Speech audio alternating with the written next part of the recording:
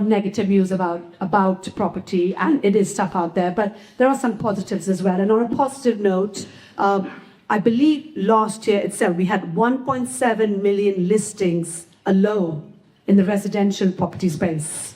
And I've taken this verbatim from the Sunday supplements. I'm hoping that adding correctly if I'm wrong.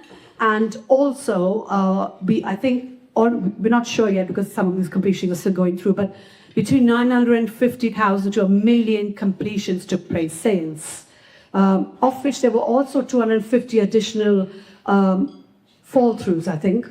So from a transactional point of view, you can see there was a lot of transactions. I think it was higher than it has been for the last 3 or 4 years, since 2021, but obviously at a much reduced level, right? So you can see there is a massive appetite for people buying property, be at a reduced price. So you know that it's definitely the buying opportunity and has been like this for last year, and hopefully that will continue this year.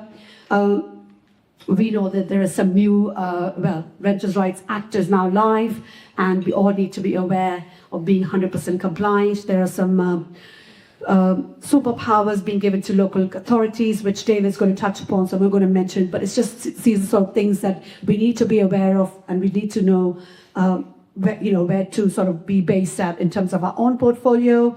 We obviously had some great news at the late part of 2025 where base rate has gone down to 3.75%. So guys, there is some good news out there in some way, and I think we've just got to take that into perspective when we're looking at what we want to do going forward, because I'm sure this is the time where all of you are now thinking the drawing board, goals, focus what we're doing in the new year, and we need to make sure that we know all the facts and the real data, which obviously I know we're going to hear from Adam in a minute about anyway. We talked about this last month, but make sure you're compliant, guys, with the Renters' Rights Bill and superpowers to councils. There is absolutely zero tolerance, zero room for mistakes. So we have to have a super compliant portfolio, and I think the opportunity there is scaling up. I think that time for the accidental landlord is being far gone, but I think now even more so, it's more like 20, 30, 40, 50 properties. So I think the buying opportunity of buying portfolios, possibly using lease options, is what someone said to me. Look at that. That's a great opportunity right there where you're buying these portfolios really cheap. And I think Agam mentioned a very good point in his talk earlier when I was chatting to him.